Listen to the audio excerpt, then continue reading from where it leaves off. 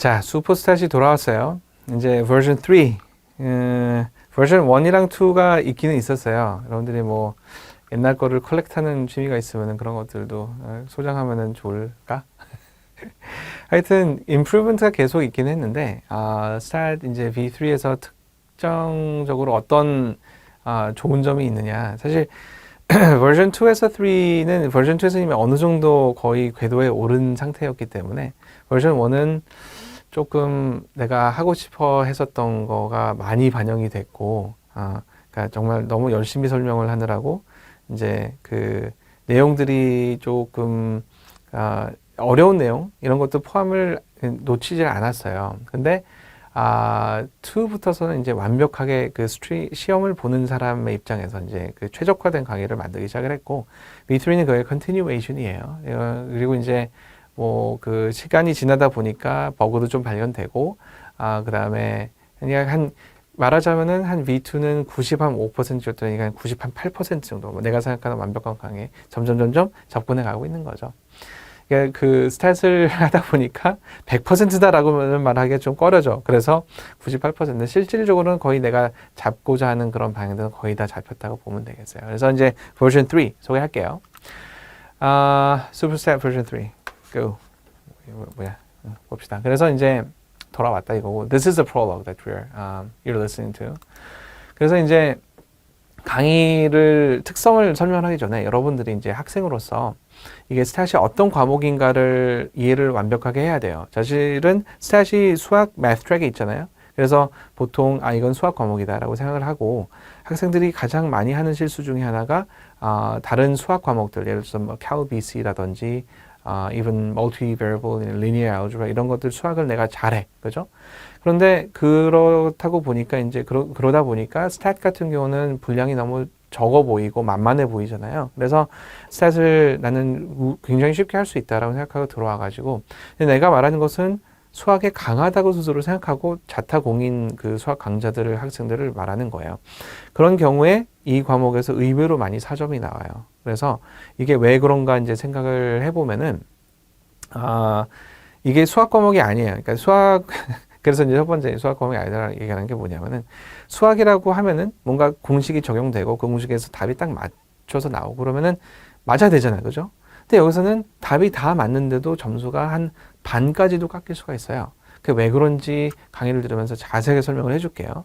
그래서 여러분들이 생각하는, 야, 이거 수학은 이래야 된다, 그런 컨셉션들하고서는 좀 차이가 많이 있어요. 그래서 인터프리테이션 위주, 어떻게 보면 여러분들이 이제 문과에서 강조를 하는 에세이 라이팅이라든지 내가 내 의견을 설득을 하는 논설문 쓰고 설명문 쓰고 이런 부분이 은근히 많이 반영이 돼요. 그래서 영어를 잘하는 학생들이 생각보다 유리한 과목이 돼요. 어쨌거나 과목적인 특성이 내가 왜 이런 거를 했냐면은, 이거 안 하고 그냥 설명하고 수학 이론 설명해 주니까 애들이 너무 단답형만 쓰더란 얘기지. 그러니까 내용은 100% 이해를 하고 있는데 성적이 안 나와. 그래서 그 참 미스터리예요. 그래가지고 그거를 렉티파이 하고 계속 내용은 크게 안 변해도 그런 전달하는 방법이 이렇게 하면은 아이들이 잘 알겠다. 이런 게 이제 반영이 된 게 업버전이 되면서 그게 이제 바뀌어지고 임프루브가 되는 부분이죠. 하여튼 조심하세요. 그래가지고 이 수업을 들으면은 여러분들이 스스로 독학할 때는 잘 모르겠는 그런 뉘앙스들을 캐치할 수가 있어요. 뭐를 어떻게 답안을 작성해야 이 시험이 진짜 성적이 잘 나오나. 알겠죠? 뭐 그걸 원해서 온 거잖아요. 그죠? So this will provide. 자, 다음을 보면은 이제 강의 특징. 어떤 강의 특징이냐면은, 어떤 게 이거 강의 특징이냐면은, 컨셉들을 모를 수는 없어요. 근데 컨셉들을 너무 깊게 들어가면은 오히려 필요가 없는 것까지 많이 하면 헷갈려요. 그러니까 꼭 필요한 거는 충분히, 충실히 이제 시도를 했고, 그 다음에 이제 시험 문제가 이게 97년인가서부터 게재가 돼 있는데, 그 전에도 이제 시험이 있었긴 했죠. 근데 97년대부터 FRQ들이 쭉 이제 프로바이드가 돼 있어요. 근데 그거를 보는 문제가 반복이 많이 되고, 경향이 어떻게 보면은 스탯은 다른 수학 과목이랑 비슷하게, 수학이 아니라고 방금 했지만 캘큘러스랑 비슷하게 좀 스테이블해요. 다시 말해서 이게 변화가 그다지 많지 기복이 많이 없는 과목이에요. 캘큘러스 같은 경우는 60년도부터 지금까지 계속 있었던 과목이고 This is more recent. 하지만 여전히 굉장히 정리가 잘 돼 있는 과목이라서 문제 그 내용들이 그렇게 많이 변하진 않아요.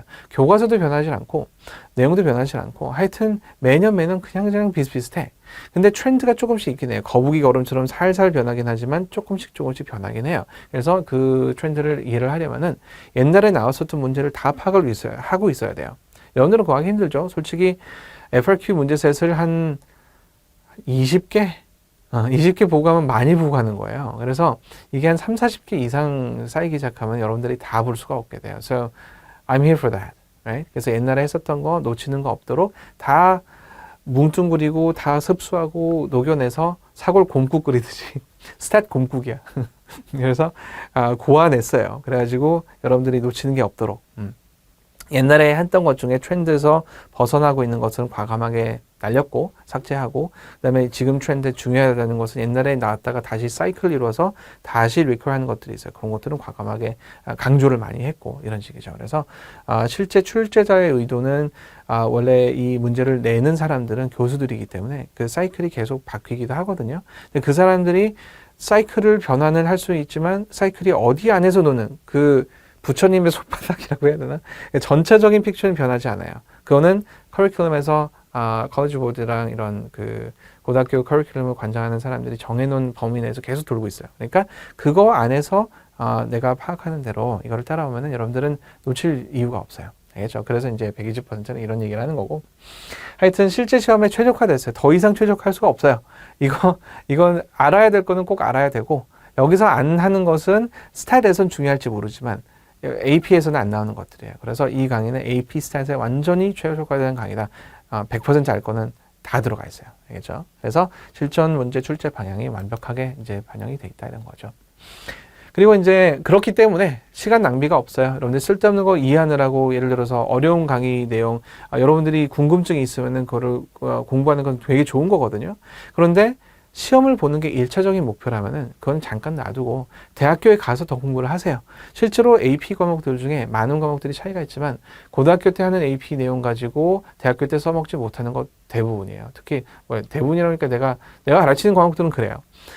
뭐 캘큘러스 같은 것도 이제 요즘 뭐 AP 강의는 안 하지만 너무 쉬워서 캘큘러스나 멀티베리블 이런 것들 수학 과목들을 다 가르쳐요 저는. 근데 대학교 때 뭐 그 이후로도 공부를 계속했고 근데 다른 과목보다 이 과목이 참 재밌는 게 내가 해줄 것들이 많아서 그런 거예요. 그러니까 이런 시간 낭비하는 거를 없애는 그런 작업들이 이제 학생들이 너무 좋아하는 그런 상태로 강의를 만들어낼 수 있는 게 그 과목 중에 하나예요. 학생들의 미스컨셉션들을 없애줄 수 있고 여러분들이 뭐를 알아야 되는가 효율성이 진짜 좋아요. 그래서 여러분들이 아까도 말했지만 학구열이 높은 거는 좋고 탐구심이 높은 건 좋아요. 하지만 시험이 앞에 딱 눈앞에 와 있는데 그 이후에나 할 내용들을 공부하고 있으면 시간 낭비잖아요. 그죠? 그러니까 그거는 시험 다 끝나고 대학교 붙고 좋은 점수 나와서 대학교 붙고 난 다음에 엄마들이 맨날 말하는 게 그거잖아요. 그죠?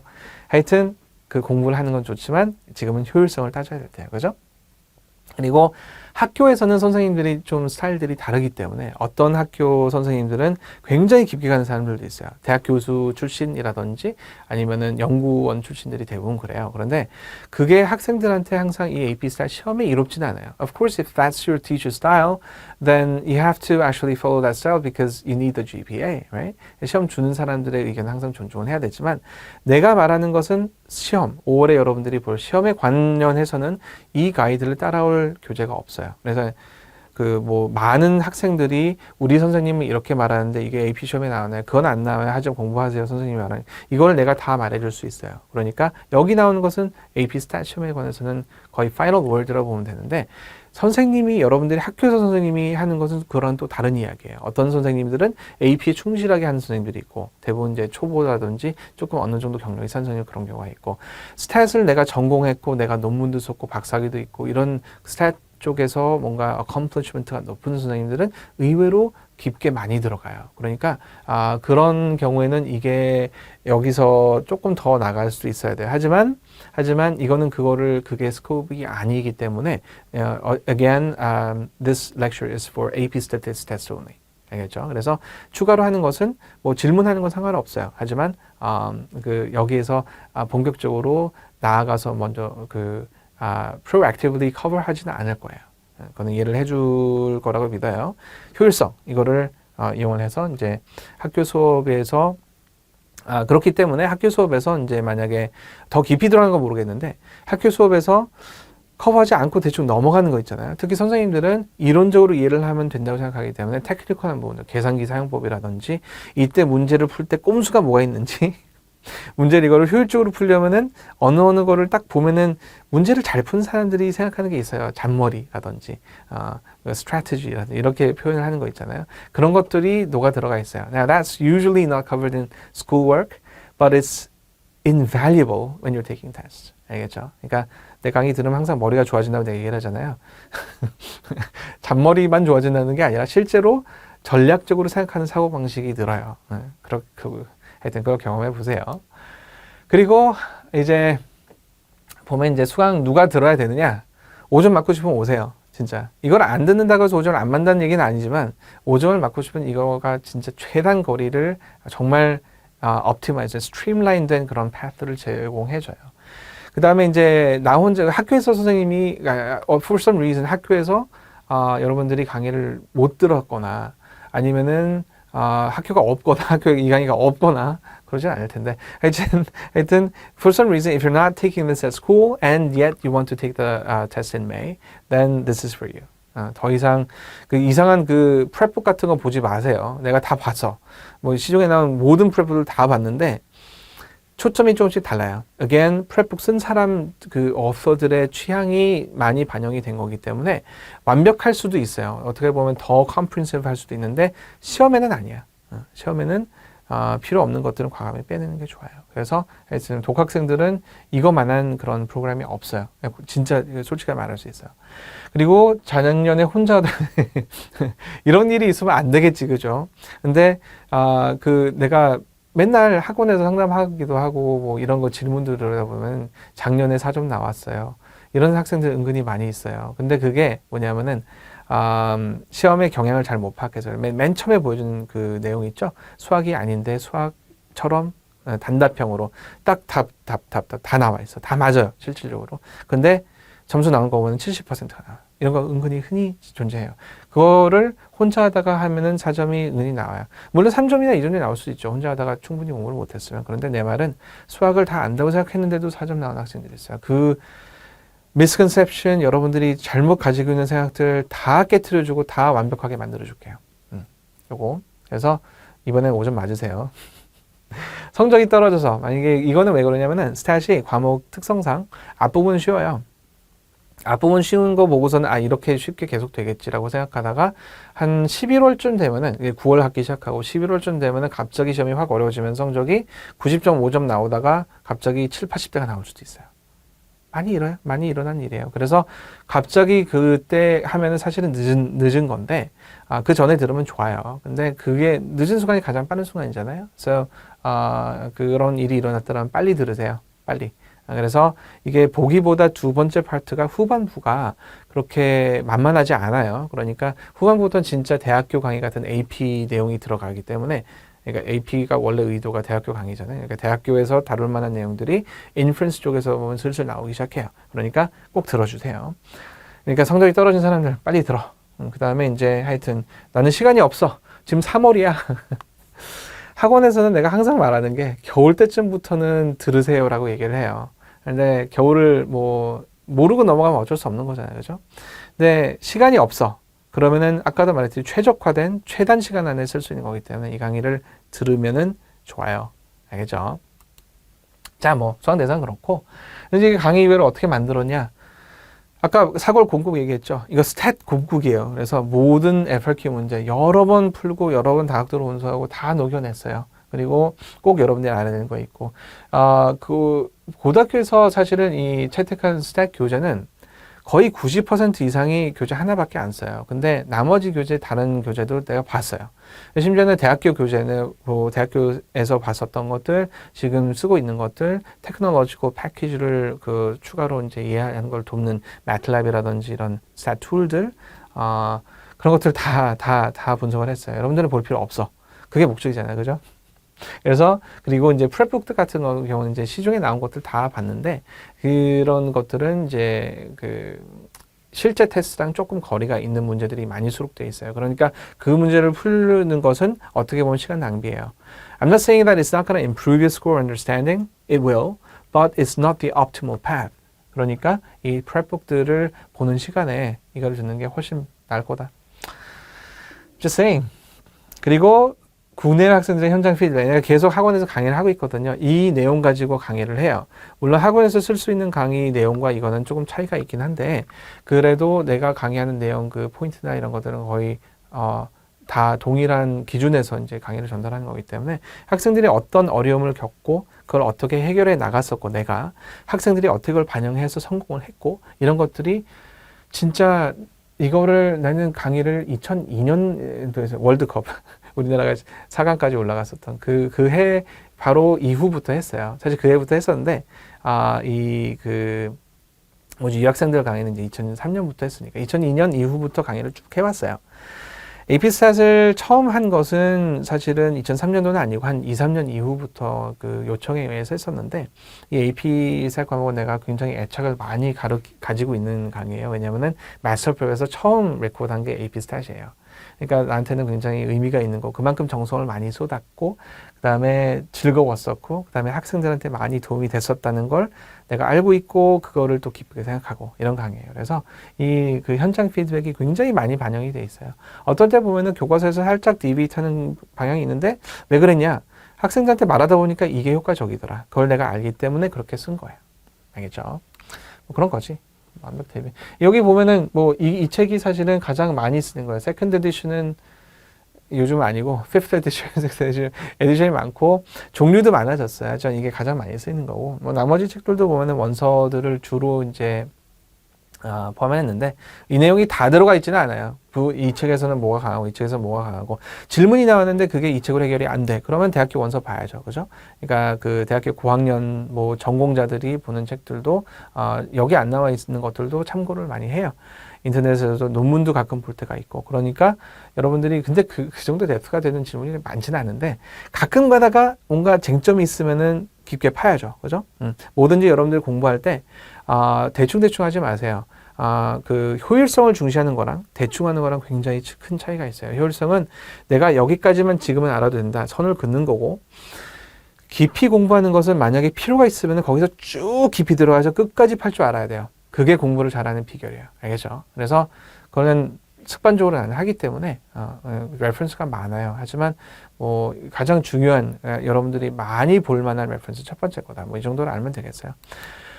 그리고 이제 뭐 그렇대요. 예, 이거는 이제 이런 거 넣는 건 좋은데 솔직히 내가 뭐 내 얼굴에 금칠하는 것 같아서 좀 그렇긴 하지만 많은 사람들이 이것 때문에 너무 고맙다, 뭐 많이 도움을 받았다, 학생들이 이렇게 이런 걸 포함하래요. 그래서 넣었는데 사실은 나는 그냥 학생들이 그 성적 잘 받았다고 웃는 거 보면 너무 좋아요. 예, 그래서 여러분들도 아직 들을 학생들도 여러분들도 이걸 보고서는 해피하게 웃는 얼굴로 5점 나왔어요. 이렇게 말해 줄 수 있었으면 참 좋겠어요.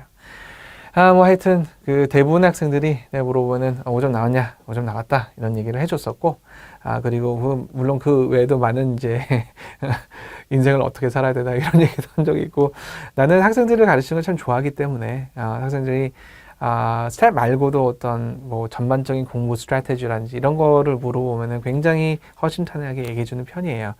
그런 거를 위해서 사실은 이제 이런 인강에서는 사실 그게 좀 힘들죠. 근데 학원에서 만나면은 그 이면의 이야기들도 많이 해주고 이런 어떤 인터랙션이 가능하다는 게 어떻게 보면 장점이겠죠. 하지만 인간 같은 경우는 장점이 뭐냐면은 오히려 그런 거를 안 하고 그냥 과목 공부에 집중할 수 있는 효율성 이게 참 좋은 거죠. Assuming that you don't fall asleep, 그거는 it's up to you actually. You gotta control yourself, right?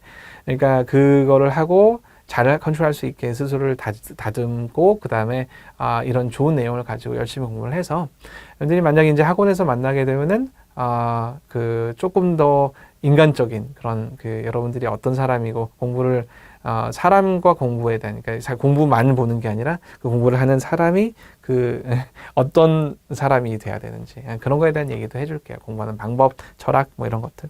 어쨌거나 여기서 이제 여러분들이 뭐 생각해야 될 것은 뭐 좋은 거다. 뭐 이렇게 많이 말을 했죠. 이런 거예요. 그래서 이런 강의를 여러분들이 한테 제공할 수 있게 돼서 참 기쁘고 그다음에 this has been really rewarding. 이거는 무슨 상 받을 때 말하는 거 그런 거 아닌가? 하지만 아무도 상을 안 줬는데 하여튼 학생들이 5점을 맞았다고 나한테 연락해주는 그게 내 상이에요. 예, 나는 진짜 기쁘게 생각해요. 그래서 I'm glad to be of help. 그다음에 여러분들이 이거를 보면서 점수도 나오는 것도 중요하지만 이 공부를 재밌게 할 수 있고 내가 진짜 이해를 혼자 할 때는 이게 정말 이해가 안 갔었는데 이렇게 설명하니까 이해가 되는구나 이런 거에서 참 나는 희열을 느껴요. 그래서 그런 거를 계속 여러분들이 느껴줬으면 좋겠고 이해를 탁 트이면서 시원시원하게 이거구나 라고 그렇게 말해줄 수 있는 강의 계속 그걸 만들어 갈 거고 지금도 그 의도대로 계속 만들어진 결과가 현재 결과가 이거예요. 앞으로도 계속 점점 좋은 이보다 더 얼마나 좋아질 수 있을지 잘 모르겠어 솔직히. 그런데 계속 내가 improvement에 대한 의지를 가지고 있기 때문에 계속 좋아질 거예요. 자, 너무 길었죠? 서술이죠. 하지만 중요한 얘기, 그동안 쌓인 얘기가 많아요. 그래서 이 이야기를 여기서밖에 할 수가 없어요. 그래서 프롤로그에서 뭐 짧지는 않지만 여러분들한테 허심탄회하게 많이 얘기를 했어요. 하여튼 공부를 열심히 하고 즐겁게 인생을 살고 그다음에 공부는 재밌는 거예요. 그러니까 재밌게 하세요. 그러니까 지겹다고 생각하지 말고 재미있게 할수록 여러분들의 공부는 깊어지고 인생은 즐거워지고 그런 거죠. 즐겁게 살아야죠. 그게 Let that be your motto. 자, 여기까지 하고 이제부터는 공부를 들어가 봅시다. 공부해요.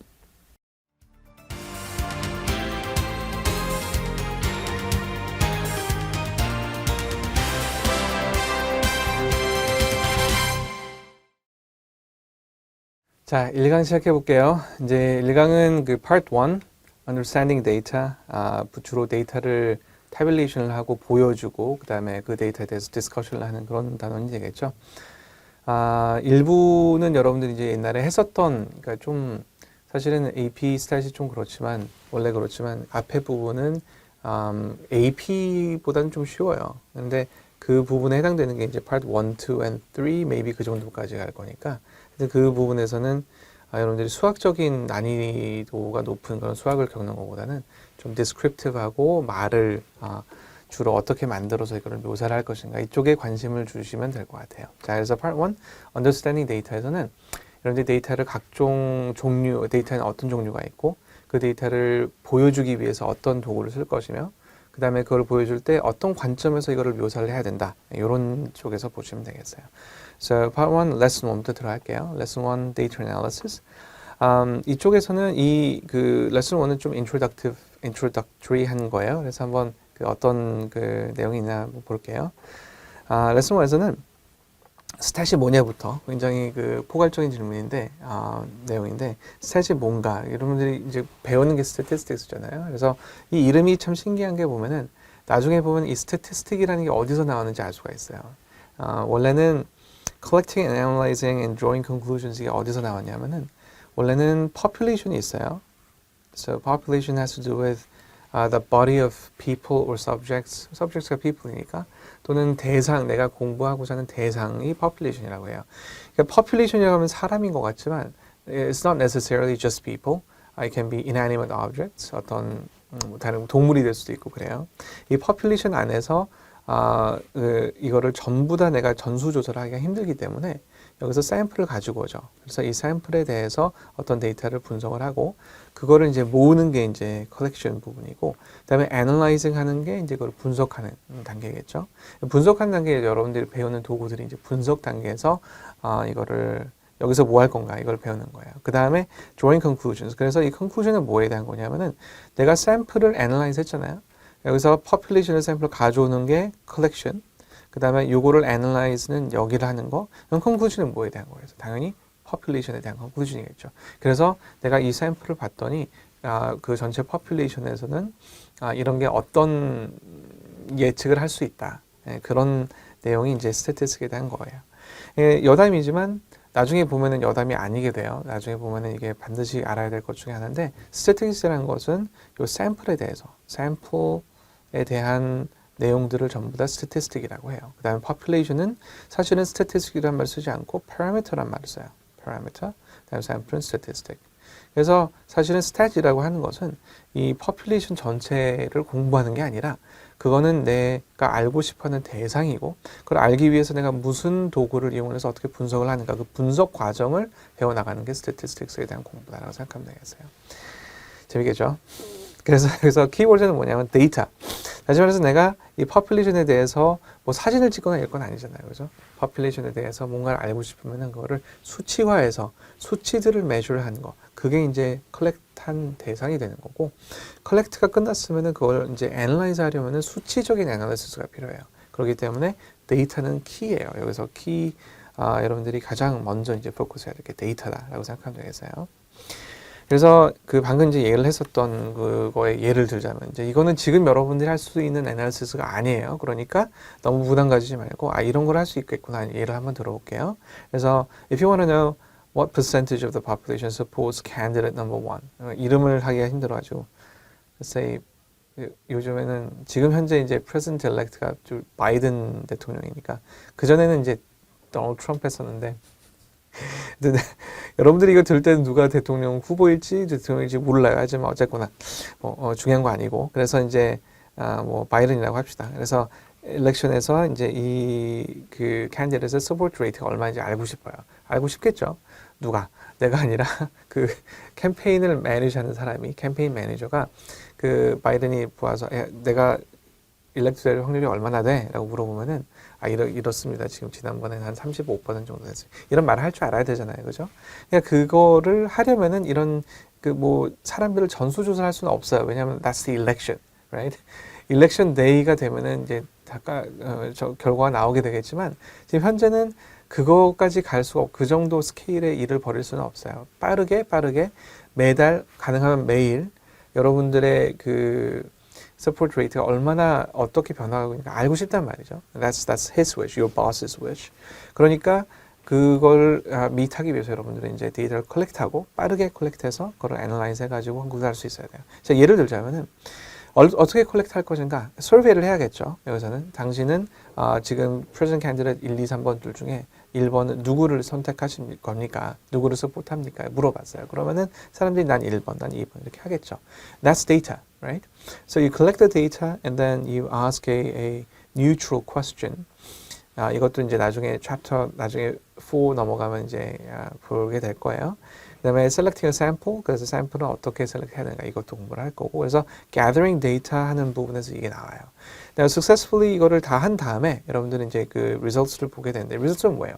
내가 100명을 샘플링을 했는데 그 100명 중에 몇 명이 나를 서포트한다. 이거를 원하는 거죠. I don't really care about who supports candidate 2 or 3. They're just 다 적군이야. 그죠?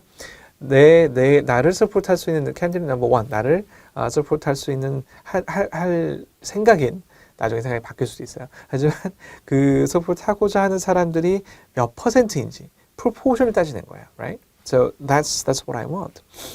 그래서 let's say out of 100 이게 이제 n이 보통 샘플의 숫자를 말해요. 그래서 숫자가 이제 100 people를 survey를 했는데 그 중에서 40 people supported your candidate. 굉장히 만드는 숫자라 이제 딱딱 떨어지는. 그러면 이제 P가 proportion of the sample is 0.4. 사실은 여기서는 P가 아니라 그냥 보통 P hat을 많이 써요. Because it's a sample figure, right? Then you are 95% confident that support rate lies roughly between 30% and 50%.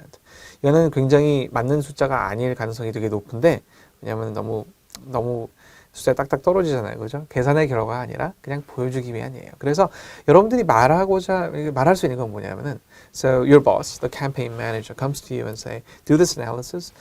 그 다음에 나한테 이걸 말해줘. 얼마나 지금 오늘의 support rate가 얼마인지. 그래서 여러분들이 quick 온라인 폴을 했어요. 그래서 결과가 40%가 나와서 그러면은 Does that mean the actual population support rate for your candidate is 40%? That probably isn't true. 우연히 맞을 수도 있지만 그게 정확하게 맞으리라고는 생각을 안 하는 게 좋을 거예요. 정신건강상. 그래서 40%가 왜냐하면은 이게 아마도 40%랑 근접한 수치겠지만 이게 굉장히 바이어스가 심한 샘플이라서 어떤 경우는 실제로는 한 25%의 경우가 있을 수도 있고 어떤 경우는 50%일 수도 있고 That's a happy case, right? For the candidate, maybe not for you. 그러니까 여기서는 이 내가 가져온 수치를 가지고 어떻게 프레젠트를 할 건가? 그 가장 단순한 건 그거죠. 이거 폴링 해봤더니 40%래요. 말하면 이제 한 대 맞아야죠. 왜냐하면은 넌 지금 공부를 한 거니 안 한 거니? 라고 말이 나오겠죠. 왜냐하면은 40%가 내 서베이를 한 번 했다고 해서 이 40%가 나왔다고 해서 그게 퍼퓰레이션의 사실이라는 보장은 아무것도 없어요.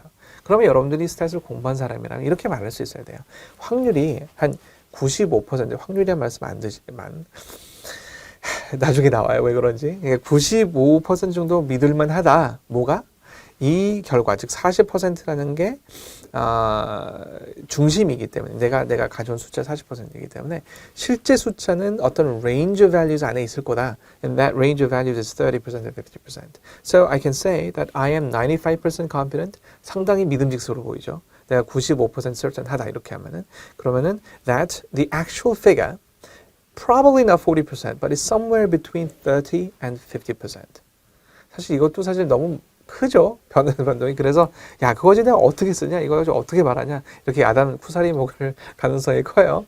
그럼 여러분들이 이제 그렇다면은 이 신뢰도를 높이거나 낮추거나 그런 방법이 있고 이 신뢰 구간을 좁힐 수 있는 예를 들어서 40% 중반이면은 한 38%에서 42% 사이다. 이렇게 이거를 좁히려면은 이 신뢰도가 사실은 낮아지겠죠. Maybe I'm 80% certain that this is between these two. 그러면은 차라리 이게 더 나아 보여요, right? Because 80% sounds pretty high. 근데 이게 정확하다면은 요거는 이제 present candidate한테 가가지고 말할 수 있는 그런 숫자잖아요, 그죠? 그래서 이제 이런 식으로 여러분들이 여기서 배울 도구를 쓰게 돼요. I'm not saying that you're going to be working for a presidential campaign. Maybe not, who knows? 하지만 이 세상에서 이런 자, lesson 9 regression 가볼게요. 이제 여러분들이 지난 그 레슨에서 scatter plot에 대해서 얘기를 했잖아요. So this is actually the second half of studying bivariate analysis. 그래서 regression에 대해서 배울게요. regression은 건 뭐냐? 말은 좀 그럴듯해 보이잖아요. 이거 별게 아니고 여러분들 이제 초등학교 때, 중학교 때 많이 했었던 선긋기. scatter plot이 이렇게 있어요. 그러면은 이 scatter plot에서 이런 점들이 있는데 이거를 잘 represent 할 수 있는 라인이 뭐냐? 작아지고 이렇게 잘 눈대중으로 이렇게 잘 봐가지고 이렇게 찍고 이러잖아요. 근데 옛날에는 이제 눈으로 봐서 이걸 잘 맞는 거가 어떤 건가 이렇게 하겠지만 실제로 이제 여러분들이 우리가 해야 되는 거는 그런 거죠. 그 AP 스타일에서는 이걸 정확하게 이 라인을 이퀘이션까지 구하는 거예요. 사실은 구하지 않아도 돼요. 대부분은 주어져. 그래서 여러분들이 그 구한 이퀘이션을 가지고 regression 라인이라고 하고 그 regression 라인이 어떤 역할을 하고 뭐 이런 거에 대해서 배우는 거예요. 이번이랑 이제 다음 거랑 한번 봅시다. Line that describes how the response variable changes. 뭐 이거는 사실은 definition 치고는 그렇게 중요한 definition은 아니에요. 왜냐하면 뭐 너무나 당연한 건데 여기서 문제에서 예를 들어서 regression 라인이 뭐냐 이렇게 물어보진 않아요. 그러니까 이거는 그냥 그런가 보다라고 넘어가고 예를 들어서 이런 거 점들이 다 위에 좀 몰려 있는 거긴 한데 이거는 실제로 데이터 포인트를 이렇게 잡고 플러스를 해보니까 선이 이렇게 나왔어요.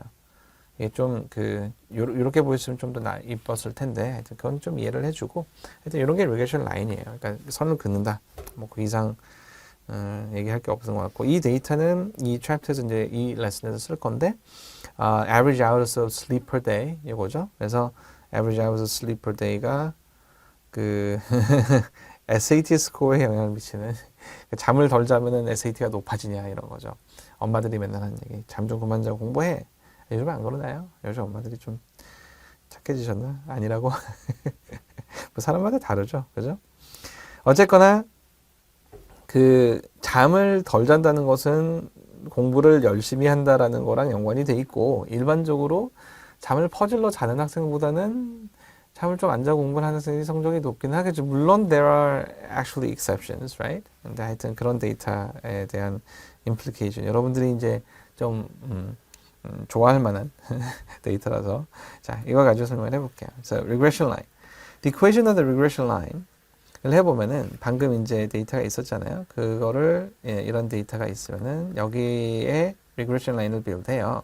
이거는 라인이기 때문에 why else would it be called regression line, right? 1차 함수의 형태로 정의가 돼요. 그러면은 보통 1차 함수는 y는 ax 더하기 b 이런 거 익숙해져 있잖아요. 여러분들 그 프리칼 같은 데서 이제 함수 배울 때 요렇게 쓰잖아요. 1차 함수 그죠?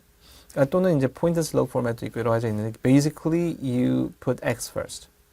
근데 여기서는 스타일에서는 이런 식으로 ax가 아니라 a 더하기 bx 그 variable을 뒤에다 놔요. 그냥 형식 차이다라고 생각하고 이해를 해주면 되겠어요. 그리고 계산기에도 보면은 모듈에 a 더하기 bx, b 더하기 x 있는데 차이는 별로 없어요. 그냥 a 더하기 bx를 쓰면 돼요. 그냥 괜히 너무 깊게 들어가지 맙시다. 그래서 이게 이제 regression line인데 여기서 여러분들이 이제 그 항상 스타일에서는 그거잖아요. 그러니까 그 식을 아는 것도 중요하지만 다가 아니고 여러분들이 이게 어떻게 설명해야 되는가 더 중요하죠. 이거 전부 다 interpretation들이 들어가요. 그래서 interpretation을 특별히 신경 써야 될 거, 뭐 다 중요하지만 z-score도 있고 standard deviation도 있고 다 interpretation들이 있었잖아요. 근데 여기서는 여러분 이제 요거 특히 slope에 대한 interpretation과 y-intercept에 대한 interpretation과 그다음에 그 y-hat이 뭐를 의미하는 건지 이런 거에 대해서 말로 설명할 수가 있어야 된다.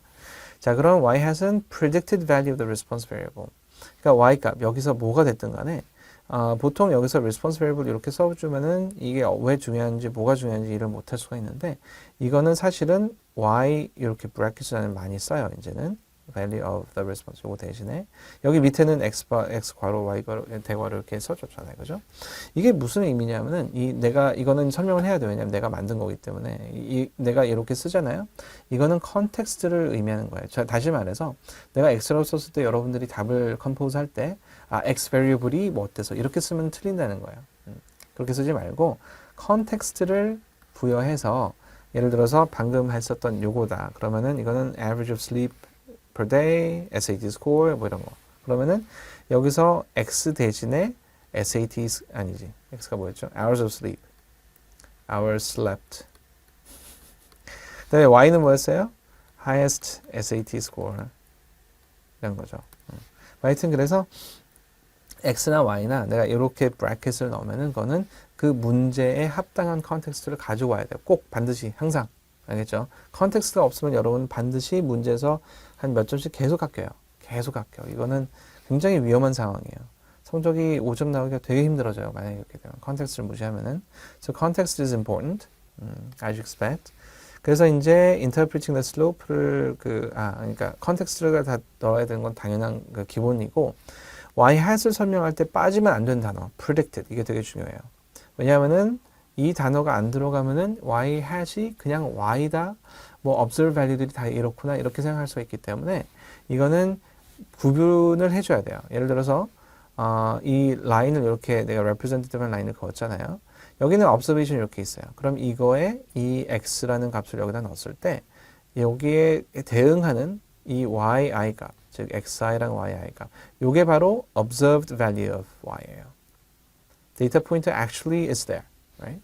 그런데 이 xi에 대해서 나는 이거에 대응되는 이 선에 그 해당하는 요 값 있죠? 요게 뭐냐면은 y predicted예요, right? So that's the value predicted by the line. If xi is a certain value, then y hat would be, the predicted value of y would be this. 이게 y hat이 의미하는 거예요. So whenever you're describing this value, you have to use the word predicted. predicted를 빼먹으면은 there is inherent confusion. 물론 아는 사람들은 그거 별로 신경 안 쓰겠지만 여러분 학생이니까 you gotta display your knowledge, right? So 여기서 여러분들이 이 predicted라는 말을 꼭 쓰도록 하세요. y는 그냥 무조건 predicted라고 써. 그렇다고 해서 observe value를 predicted라고 하면 안 되겠죠. 하지만 그러니까 적당히 쓸 때는 꼭 쓰도록 하세요. 자, slope, intercept. 이거는 여러분들이 1차 함수를 배우면서 익히 알고 있는 거죠. slope는 뭐예요? rise over 1. 이게 뭐야? delta y over delta x. 이거 어떤 형식이 되든 여러분들이 이거 알고 있어요. 알고 있어야 돼. 슬로브의 정의, mathematical definition은 이런데 스테이터스는 조금 달라요. 왜냐하면 이게 x가 뭐 얼만큼 늘어났을 때 y가 얼만큼 늘어나 이게 궁금한 게 아니고 x가 한 칸 움직일 때 y는 얼마나 rate of change를 어떻게 보면 그거에 더 정확한 개념을 보면 돼요. 그러니까 슬로브는 보통 그 델타 y over 델타 x, x가 이만큼 움직이면 y는 얼만큼 움직여 이거잖아요. 근데 이게 어떻게 보면은 델타 y over 델타 x 슬롭 자체가 over 1 이거랑 똑같죠. 그러니까 이거를 슬롭을 이걸 또 하나의 슬롭을 본다면은 밑이 x가 1만큼 증가했을 때 위의 y 값은 요만큼 증가한다. That's what the slope value means, right? 그래서 여기서 요 의미로 그 슬롭을 해석한다고 보면 돼요.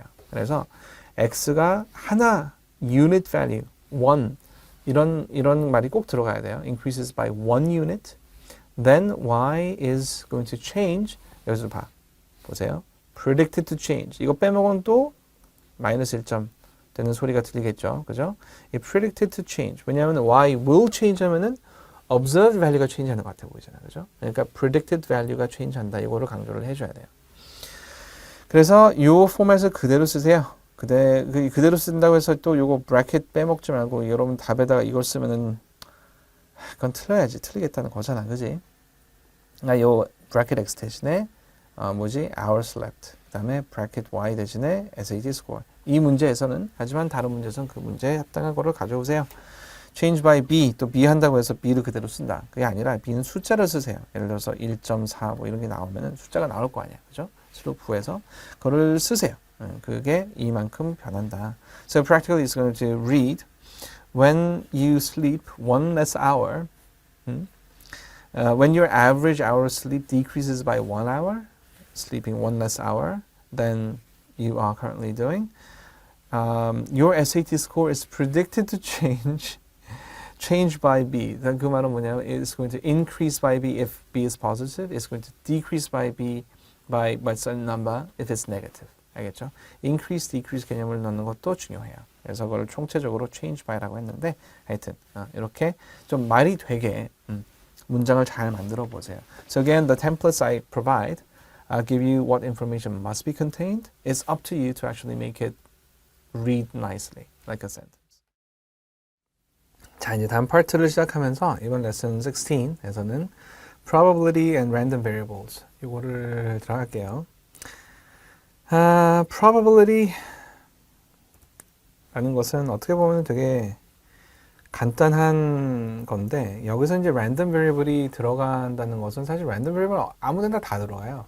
그러니까 맨 처음에 우리 categorical and quantitative random variable에서부터 처음에 나오기 시작했고 그러니까 이거 말고 다음 파트가 사실은 random variable에 특화된 그런 섹션이니까 하지만 여기서 이제 probability 온전하게 라고 생각하면 되겠어요. So probability means what? 이게 어떤 의미인지를 우리가 이제 알고 있잖아요. 그죠? 여러분들이 그 probability 문제 많이 풀어봤잖아요. 옛날부터. 그런데 그거를 의미하는 게 아니겠죠? 그래서 probability를 뭐 철학적으로는 아니고 원래 이제 이 statistics에서 definition을 어떻게 가져갈 건가? Everybody knows how to calculate probability of 주사위를 굴렸는데 주사위가 6이 나올 확률 1 over 6죠. 이거는 하도 많이 해가지고 이거 이제 거의 여러분들이 도사가 돼 있는 건데 이게 사실은 이거를 calculate하는 방법이 어떤 근거에서 나온 건가? 나올 수 있는 outcome은 총 6가지고 그거를 equally likely to happen이라고 가정을 했을 때 1 over 6죠. 이거는 mathematically 이건 induce한 거예요. 하지만 이 probability가 statistically 우리가 observation을 하면은 반드시 6분의 1과 합치하지 않는 그런 결과가 나올 때도 있어요. 다시 말해서 이게 완전히 6분의 1이라면 it might make sense to actually if you throw the die 6 times 6번 던지면은 한 번은 6이 나와야 되는 게 맞잖아요. 그죠? 6분의 1이면은. 근데 안 나올 때도 있지. 또는 6번 던졌는데 6이 6번 다 나올 수도 있어요. Unlikely, but that's possible. 한 200번 던지면 그렇게 되겠죠. 6의 6승. 하여튼. 그런데 200번까지 안 되는구나. 어쨌거나 굉장히 rare하지만 할 수가 있어요. 그래서 이 probability를 어떻게 define을 할 건가 여러분들이 잘 생각을 해야 돼요. So randomness, random behavior is not haphazard. 이건 사실 뭐 그렇게 신경 쓰지 말아요. 이건 좀 내가 멋있으려고 쓴 말인데 여러분들 기억해야 될 것은 뭐냐면 요거예요. long run, long run. 랜덤에 truly 랜덤이라는 건 없어요. 우리가 에뮬레이트 하기가 힘든데 그 랜덤이라는 것은 과연 랜덤인지 아닌지 알기도 힘들고 그래서 그냥 컨셉츄얼한 거예요. 머리에서 말을 하고 있는. 머리에서 그러니까 우리가 만들어낸 개념이라는 거죠. It's a made up concept. 그래서 그 어떤 패턴이 in the long run에 emerge 하기 시작하면 그거를 이제 그 probability라고 얘기를 하는데 뭐냐면은 예를 들어서 주사위를 던져. 그럼 처음에는 let's say we're trying to track the proportion of how many times you get sixes. 그러면은 그 proportion이라는 것은 이제 처음 한 번을 던졌어요. 그런데 6가 안 나왔어. 1이 나왔어. 그러면 이건 0 out of 1이죠. 두 번째 던졌어. 그러면은 6이 안 나와. 4가 나왔어. 그러면 0 out of 2. 세 번째, 네 번째, 다섯 번째 던졌을 때 0 out of 3. 이거는 이 밑에 있는 숫자는 다 요 4, 5를 따라가요. out of these throws. 여기서 드디어 6이 하나가 나왔어. 뭐 1 계속 이렇게 있어요. 그러면은 이게 사실은 0은 probability chart를 보면은 이 probability value 상으로는 0이에요. 0. 0이다가 여기서는 그냥 1로 이렇게 4분의 1, 여기서는 4분의 1이죠. 이게 1인이면은 4분의 1이면은 약 25% 정도. 여기 있다가 이건 아니지. 여기 있는 건 멀고 여기쯤 있어요. 25%, 50%, 75, 이제 100% 이렇게 probability를 여기가 maximum 이제 따졌을 때 여기서 이게 4분의 1이 되고 여기서 5분의 1. 한 번 더 던졌는데 이게 안 나왔으니까 probability는 떨어지죠. 이렇게 떨어져. 그리고 이게 왔다 갔다 할 거예요. The optimal line is actually 1/6. 이 6분의 1은 얼마냐? 숫자로 봤을 때 뭐 기억이 안 나. 잠깐만. 1 나누기 6. 1 나누기 6 곱하기 되버리네. 0.16. 이게 어떻게 기억이 안 나지? 0.167 정도 돼요. 이게 6이 repeating decimal이기 때문에. 근데 이게 0.259 그러면 여기가 0.16 정도 될 때는 여기 정도가 우리 probability 선이 나와야 돼요. 사실 이건 좀 위에 있고. 그래서 이게 하다 보면은 하나 나올 때는 확 올라가고 이거 확 더 올라가겠죠. 그 다음에 계속 안 나오면 계속 떨어지다가 또 하나 나오면 확 올라가고 이렇게 해서 이 선이 내 말은 위로 올라갔다 내려갔다 올라갔다 내려갔다 처음에는 이 fluctuation이 되게 심해요. 근데 long run으로 보면은 이게 이제 이건 10번 정도 던졌으니까 이게 만약에 100번, 1000번, 뭐 100만 번 이렇게 늘어나면은 처음에는 아이디어한 probability가 여기 있을 때 이게 왔다 갔다 많이 하다가 점점 이 envelope이 줄어들어요. 왜냐하면 여태까지 했었던 게 전부 다 더해지기 때문에 fluctuation이 나중에 커질 수가 없어요. 그죠? 왜냐면 여태까지 했던 걸 다 accumulate를 하면은 얘는 하나가 달라지더라도 그 달라지는 게 임팩트하는 게 적을 수밖에 없지. 그죠? 그러니까 이거는 점점 이 아이디어한 라인에 conform 하게 돼요. asymptotically. 그래서 이게 이렇게 envelope이 적어지는 거를 거의 확실하게 observe 할 수 있는 모든 경우에 observe 할 수가 있는데 이거를 만약에 infinity로 가져가게 되면 이건 exactly 1/6가 되겠지만 불행하게도 infinity는 우리가 attainable한 그런 결과도 아니고 practically impossible한 거기 때문에 어느 정도 가게 되면 이게 within a certain error 안에 들어간다. 뭐 이 정도로 표현을 하면 충분할 것 같아요. 그래서 여기서 in the long run이라고 얘기하는 거 보죠. in the long run이라고 얘기하는 것은 이런 의미예요. So ideally you can take it to infinity, then that's going to be exactly the value of the probability. However, we have to make compromises. Right? So, 그래서 여기서 이제 그거를 뭐라고 하냐면 law of large numbers라고 하는데 more and more repetitions of a chance event, the proportions will converge to a single value. This value is the probability of the event.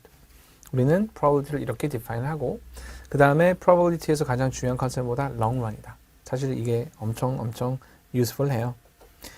자, 그래서 long run이라는 게 있으면은 그 여기서는 어떻게 보면은 오해할 수 있는 오해 소지가 있는 말들을 좀 clear up 하자면은 long run으로 설명할 수 있는 게 여러 가지가 있어요. So again, to return to the dice example, 6을 to get a 6, right? The probability of which is 1/6.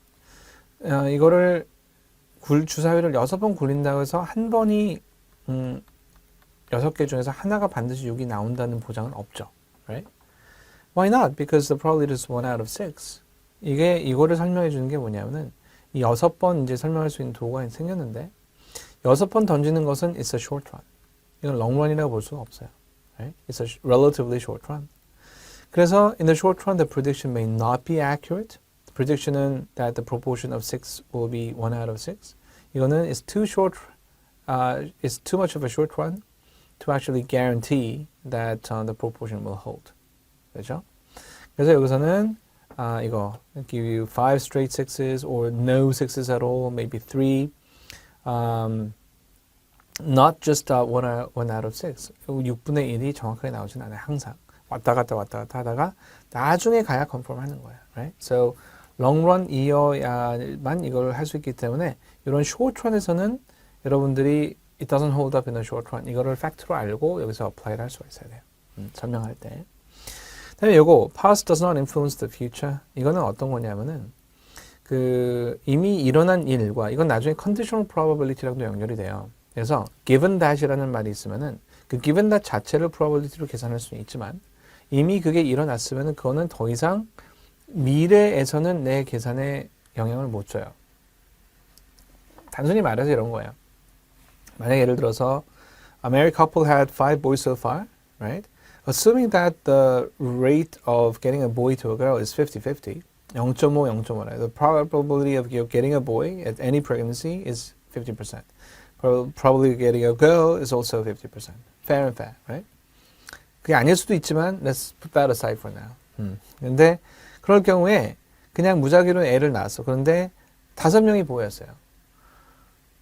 그냥 law of average로 보면은 그러면 5명을 낳으면은 적어도 한 2-3명 이렇게 나누는 게 맞지 않아요? 그죠?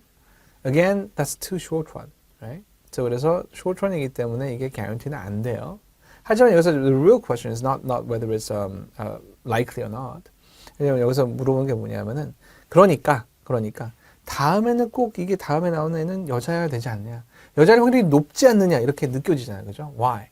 Because you think the law of averages must hold true. So 전체를 average 하면은 적어도 50-50에 가까워져야 된다라고 생각을 하잖아요, 그죠? That is actually true. 자, 이제 다음 파트는 sampling distribution이에요. Now this is a part where it gets a little bit difficult. So 이제부터 정신 차릴 때가 좀 됐죠. If you look at the lesson numbers, 이게 한 40강대 후반으로 끝나니까 한 중간 정도를 조금 넘어섰어요. And it's about time to get serious. 여기서 sampling distribution 나오면서부터 난이도가 급격하게 올라가요. 이제는 상당히 abstract한 레벨에서 여러분들이 생각을 해야 돼가지고 그 난이도가 올라갈 수밖에 없는데 이 sampling distribution이라는 거는 상당히 정말 재미있다기보다는 정말 스탯을 그 유용하게 만들어주는 개념이에요. 그러니까 사람들이 참 머리가 좋아. 이런 거 보면은. 이런 것도 만들어내고. Sampling distribution이 뭔지 궁금하죠? It's actually part of this lesson to tell you what it is. You have to learn and understand what a sampling distribution is. 자, 일단 sampling distribution의 그 정의부터 해볼게요. 정의는 뭐냐면은 samples taken from a population. 여러 가지가 있는데 이거 읽는다고 해서 별로 도움이 안 돼, 그죠? population이 있어요.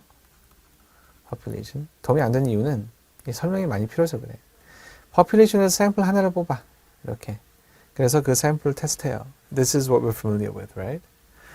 그래서 이거를 그 population을 가져온 거는 이 샘플 하나를 take 할 때 이게 randomly select가 되기 때문에 although the sample is representative of the population, it's not going to be exactly the same, right?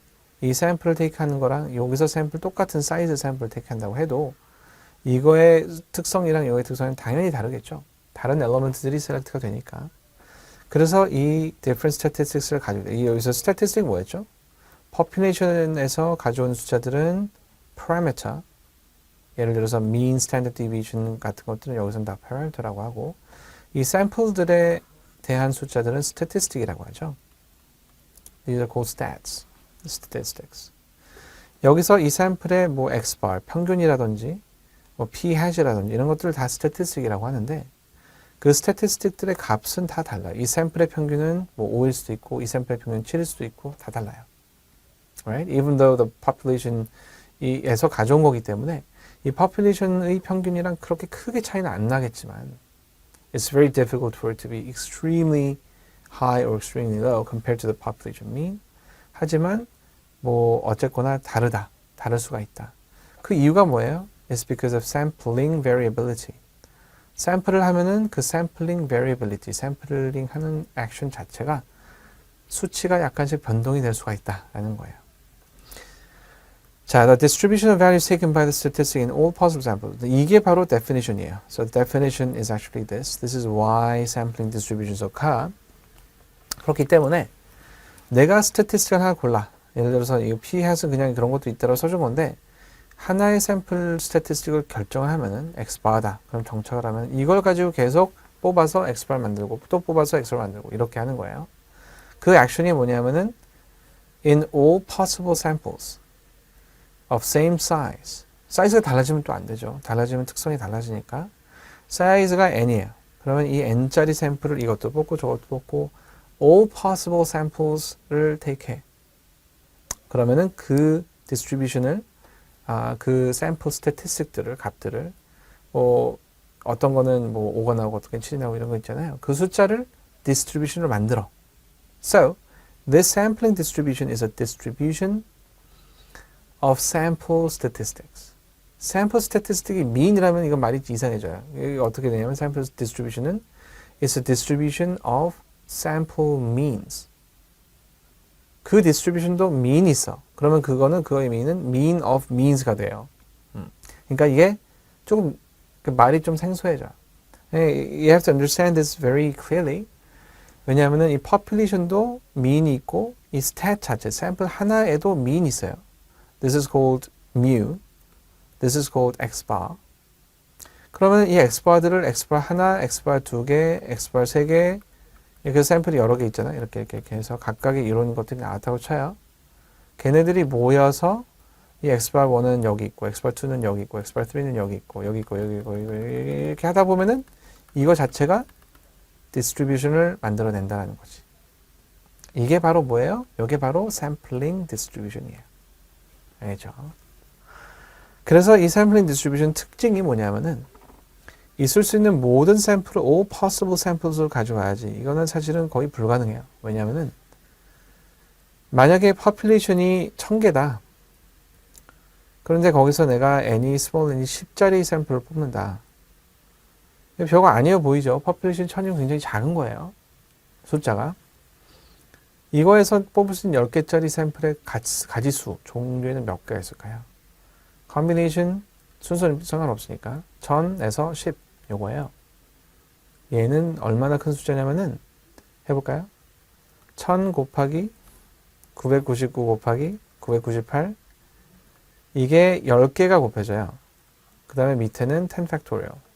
10 factorial 이거는 어떻게 보면은 1 billion 정도 빌리언까지 아니고 10 factorial 한 뭐 몇백만 정도 되겠네요. 198765431이 다 곱한 거니까 큰 숫자가 아니에요 그다지. 왜냐면 위는 이 숫자를 보면은 10이 이게 1000이 10의 3승이잖아요. 그러면은 10의 3승 대략 999도 거의 그거죠. 20의 3승 10번이니까 이건 10의 30승이야. This is actually 1 billion because 1 billion has 9 zeros.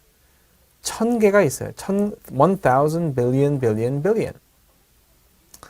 이거는 이미 옛날에 이거 나눠도 이게 뭐 한 몇 개쯤 할까요? 뭐 많이 해봤자 한 7, 8개 정도 뺀다고 쳐도 꽤 큰 숫자긴 하죠. 280만 정도.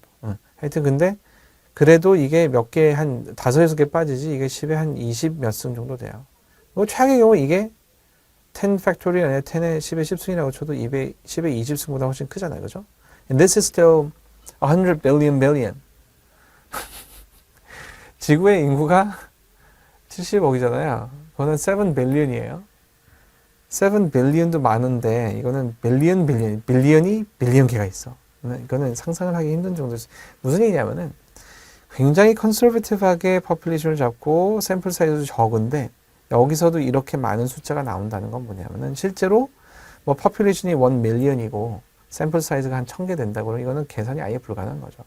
그러니까 한마디로 말해서 all possible sample 이거는 절대로 못해. 불가능해요. 물론 population 한 100개면 가능해요. 그런데 일반적으로는 이거 한 게 의미가 없어요. 그래서 어떻게 하냐면은 샘플링 디스트리뷰션은 주로 아이디어한 완전한 폼의 샘플링 디스트리뷰션은 우리가 쓸 수 있다 없다? 없다. 그럼 어떻게 해야 되느냐? 그거를 시뮬레이션을 통해서 pseudo 샘플링 디스트리뷰션을 만들어서 그걸 쓰거나 아니면은 컨티뉴스한 것처럼 모델링을 하면 돼요. 노멀 디스트리뷰션처럼 어떻게 펑션으로 모델링해서 그 펑션이다라고 쓰면 돼요. 이성적으로. 사실 이게 그냥 일반적인 샘플 디스트리뷰션이 뭐 되게 특이하게 생겼다. 그럼 이런 접근이 불가능한데 대부분 우리가 딜 하는 것들은 노멀 디스트리뷰션이기 때문에 이게 가능해요. 이렇게 그 mathematically approximation을 접근하는 게 그래서 이게 가능해진 거예요. 하지만 이 definition은 여전히 valid하고 시험 문제에서 굉장히 자주 나와요. 왜냐하면은 이렇게 놓고서는 한 1000개 정도 이 샘플링을 1000번 샘플을 했어. 1 billion times가 아니라 1000번 샘플을 했어. 택도 없이 모자라잖아요. 그러니까 이 샘플링 디스트리뷰션이라고 하는 게 여기 점이 1000개가 있는 거지. 그것만으로도 충분히 노멀해 보이지만 that's not sampling distribution. It's a facsimile thereof. It's a made up something that is used instead of sampling distribution. It's an approximation. 알겠죠? 그걸 갖고 sampling distribution이라고 하면은 틀려요. 문제에서는. In real life, we actually use it all the time. We just assume that it's just sampling distribution, but 그렇게는 공부할 때는 그러면 안 되잖아요. 그죠? 그래서 이런 말이 나오는 거예요. 자, 이제 그래서 그 이제 프로세스를 보면은 sampling distribution 할 때는 first of all you have to choose your statistic. 그래서 estimate라고 그래요, 그거를. 왜 estimate라고 하냐면은 using that statistic you're going to estimate the population parameter. That's your goal. So the population parameter를 estimate라고 하는데 이거를 고르는 게 필요한 게 뭐를 매출할 건지 모르잖아요, 처음에. So this could be either x bar, sample mean, or proportion p hat of something. If you want to find the the proportion of the people who are going to vote for this candidate, who are for this issue, against this issue, 뭐 이런 것들을 하려면 다 proportion 많이 쓰잖아요. 이거 말고도 다른 것도. Alright, lesson 37. We're going to learn about error and power. 그래서 이제 파워가 사실 에러랑 동급은 아닌데 주요한 그 테마가 이렇게 나와서 제목이 이렇게 되네요. 그러니까 에러, 이게 사실은 그 앞에서 했었던 그 지난 두 레슨에서 했었던 거에 연장선상이라고 보면 되는데 조금 테크니컬한 문제가 있어요. 여기서는. 그러니까 뭐냐면은 테크니컬 문제는 있는 게 아니라 문제풀이가 테크니컬해요. 그래서 조금 까다로워요. 그래서 처음부터 이거를 하게 되면은 겁먹고 또는 뭐 포기하고 또는 살기가 싫어 그런 거까지는 아니고 하여튼 좀 힘들어. 그래서 이제 뒤로 뺐어요. 볼게요. 과연 얼마나 어려운가. 자, error라는 게 있어요. To err is human, to forgive divine. 뭐 이런 말도 있듯이 사람은 실수를 해요. 그러니까 이제 실수를 하는 건 좋은데 그 실수가 일어났을 때 어떻게 그거를 잘 이제 무마시키는가가 관건이겠죠. 그래서 이제 에러는 우리가 그걸 잘 이해하자 해서 에러를 분류를 해놨어요. Type 1 and Type 2. Now this is actually used in 내가 생각할 때는 스탯 밖에서도 쓰이지 않나 하지만 컨버세이션을 할 때 사람이랑 얘기를 할 때 그건 타입 1 에러야 이렇게 말하지는 않잖아요 보통. 나는 가끔마다 그렇게 얘기할 때도 있는데 그럴 때마다 사람들이 이상하게 쳐다보더라고. 그래서 여러분도 그러지 마요. 친구들한테 그렇게 하지 말고. 하여튼 내가 볼 때는 모든 사람들이 이 개념을 알면은 조금 더 좋을 거라고 생각하는데 과연 좋은지 모르겠어요. 어쨌거나 서서는 거기까지 할 거예요. 자, 두 가지 에러가 있어요. 여기서 왜 두 가지가 발생하냐면은 It's because we are working with a hypothesis. hypothesis 중에 우리가 항상 맞다고 생각하고 그거를 disprove 하려고 하는 게 null hypothesis죠. So if the null hypothesis is correct, 그 상황에서도 에러가 나올 수가 있고 null hypothesis가 옳지 않은 상황에서도 에러가 나올 수 있어요. 그러니까 여기서 첫 번째 type 1 error naturally when h null이 true일 때 true일 때 우리가 실수를 하는 거죠. 실수한 건 뭐예요? true인데 그러면은 true라면 그거를 reject 하면 안 되잖아요. 근데 reject 해버린 거지. 그게 바로 type 1 error예요. 그럼 타입 2 에러는 뭐냐? 그 반대겠죠. 뭐냐면 H0이 틀렸어. 그럼 틀렸을 때는 제대로 되는 건 뭐예요? 아, 이거를 리젝트 해야 되잖아요. 틀렸으니까. 근데 리젝트를 못한 거지. We accept가 아니라 fail to reject, right? 그래서 fail to reject 하는 거죠. fail to reject something that is not true, that's wrong, and that is an error. 알겠죠? 그래서 이제 그게 error의 개념이에요. 그냥 그래서 크게 두 가지 종류의 문제가 나오는데 사실은 이 타입 1 에러랑 타입 2 에러가 뭔지 이해를 하느냐 요 데피니션만 알면 돼요. 제일 중요한 건 뭐냐면은 어느 게 타입 1이고 어느 게 타입 2냐. 항상 두 개가 있을 때 그게 골치 아프잖아요. 맨날 이건가 둘 중에 가다가 틀려. 잘못 지어서. 그러지 말아요. 여기서는 가장 좋은 거는 그 H0이 맞다 틀렸다 두 가지를 분류할 때 뭐 맞다를 먼저 틀렸다를 나중에 하면 좋잖아요. 순서를. 그러니까 타입 1은 H가 맞을 때, 널이 맞을 때, 타입 2는 H0이 틀릴 때. 이렇게 생각해요. 그러니까 실상과 그 에러의 네이처는 에러는 항상 실상과 반대로 가니까 그건 기억할 필요 없잖아요. 그죠? 처음에는. 그래서 H0이 맞을 때는 타입 1, 틀릴 때는 타입 2 이렇게 생각을 하고 에러니까 그 반대로 가야 된다는 것만 잊지 마세요. 컨클루전이. 하여튼 그래. 그래서 그걸 왜 이걸 얘기를 하냐면은 문제마다 컨텍스트를 이용을 해서 타입 1 에러가 뭐냐 뭐 이게 H0이 true일 때 이거를 말하는 게 아니라 그 문제의 컨텍스트를 이용을 해서 예를 또 뭐로 들까요? 맨날 쓰는 예, 생각 안 날 때 쓰는 예, political candidate support rate가 0.4라고 내가 H0에서 assume 했어요. 그죠? 그러면은 그게 H alternate가 아니라는 거잖아요. 그죠? So it was actually correct. It was actually 0.4 였어요. 그런데 I rejected it because 굉장히 드문 일이 일어났어. That's a type 1 error. Right? 그래서 그 type 1 error라는 것은 맞는 거를 틀리다고 할 때, 하여튼 그런 거라는 거죠. 그래서 그럴 때는 이제 이거를 그 얘기한 게 아니라 이제 그런 경우에 이제 어떻게 얘기를 하냐면은 the probability of rejecting the hypothesis that the support rate for this candidate is 0.4 when it actually is true. 알겠죠? 그래서 그런 느낌으로 컨텍스트를 넣어서 말을 만들어서 타입 1 에러를 묘사를 해요. 두 번째 한 가지 더 이제 거기 나아가서 그들 중에 어느 게 더 consequence가 더 센가 이거를 이제 물어볼 때가 있는데 일반적으로 항상 그렇다고 할 수 있어요. It's not a kind of a law or anything. But type 1 error랑 type 2 error 중에 일반적으로 type 2 error가 더 serious한 consequence가 있을 때가 많아요. 그게 왜 그런지는 이제 문제를 접하다 보면은 알 수 있는데 통계적으로 봤을 때 통계관 하여튼 타입 2 에러가 조금 더 심각한 경우가 많이 있어요. 근데 그거는 문제를 좀 풀어보면은 금방 알 수 있을 거라 생각해요. 자, 여기까지가 쉬워. 그렇게 안 어려웠죠, 그죠?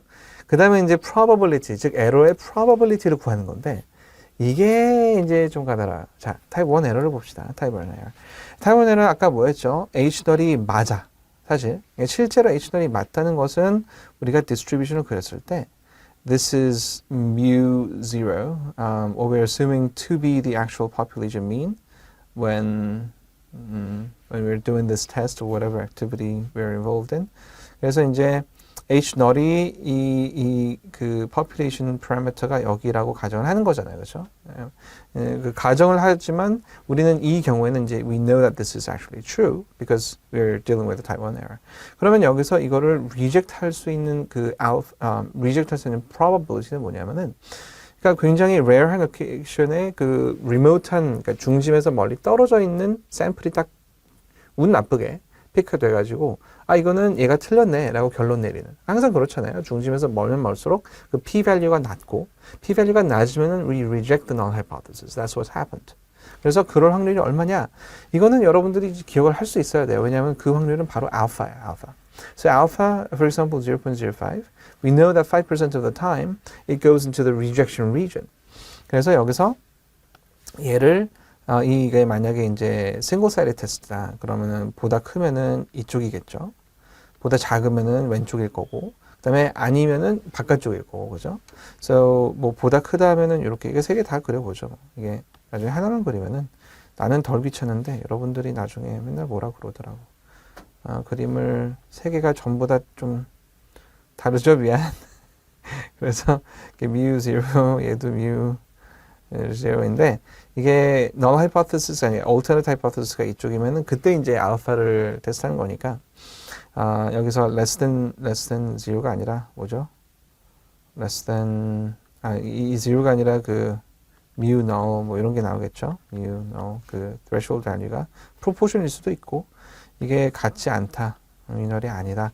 이렇게 이제 세 가지 경우가 발생하는데 보다 클 때는 오른쪽으로 하는 거고 보다 작을 때는 왼쪽으로 하는 거고 요 area가 0.5, 0.05라는 거잖아요. So that's actually the probability of a type 2 error. 그러니까 이거는 이 그림은 그렸지만 사실 그림 그릴 의미가 별로 없어요. If you know what understand what I'm talking about, then this should be very clear. 그래서 이게 그냥 이 바깥으로 운 나쁘게, 그러니까 rare하게 이렇게 멀리서 맞음에도 불구하고 멀리서 샘플이 셀렉트가 될 수가 있다. 그리고 그 확률이 바로 타입 1 에러의 확률이다. 알겠죠? 타입 1 에러의 확률은 알파예요. 이거는 너무 명확해. 그래서 이거는 고민할 필요가 별로 없죠. Now, the difficult thing is a type 2 error. 자, type 2 error는 뭐라고 하냐면은 이거를 베이타라고 해요. 베이타는 들어본 적이 없죠. Alpha is also called the significance level. We've been using that actually to test against the p-value, test the p-value against alpha. 근데 type 2 error는 사실 이게 그렇게 간단하지가 않아요. 왜냐하면은 이게 그냥 알파나 뭐 1-알파 이런 식으로 생각하면 안 되고 1-알파라 생각하는 사람이 있어요. 그죠? 근데 그게 아니고 타입 2에러는 왜 문제가 되냐면은 그럼 얘가 틀린 거잖아요. H 널이 틀렸다라고 하는 거기 때문에 그럼 맞는 게 도대체 뭐냐? 이게 왜 중요하냐면은 자, 여기서 이렇게 디스트리뷰션이 있어요. 예를 들어서 이렇게. 그래서 그리고 얘가 이제 mu 널이에요. mu 널. 그러면은 I'm using mu instead of p, but 오늘은 그냥 둘 다 적용이 되니까. 그래서 mu 널이 이렇게 있는데 이게 틀렸다며, right? So this is not how the distribution is laid out. This is not how your sample is going to appear. It's not going to appear more around this number because that's wrong. 그죠? 그러면은 the moment the test was actually doable because we assumed that H null is true. 근데 now it's type 2 error로 계산하려면 we know it's wrong, right? 그렇다면 그 말은 뭐냐면 맞는 놈은 뭔지 우리가 알아야지 이걸 계산할 수가 있어요. And a lot depends on that because 만약에 이게 맞는 게 멀리 있거나 가까이 있으면은 alpha나 beta value, 즉 probability of committing a type 2 error actually changes. 진짜 달라져. 그 달라진 걸 보여줄게요. 왜 달라지는지. 자, 이게 지금 mu null이에요. 우리가 assume하고 있는 mu null. 그러면은 let's assume that the true value, mu t, so to speak, is actually somewhere around here. 여기쯤에 mu t라고 해보죠. 그럼 mu t는 여기 중심이고 뭐 distribution은 거의 뭐 큰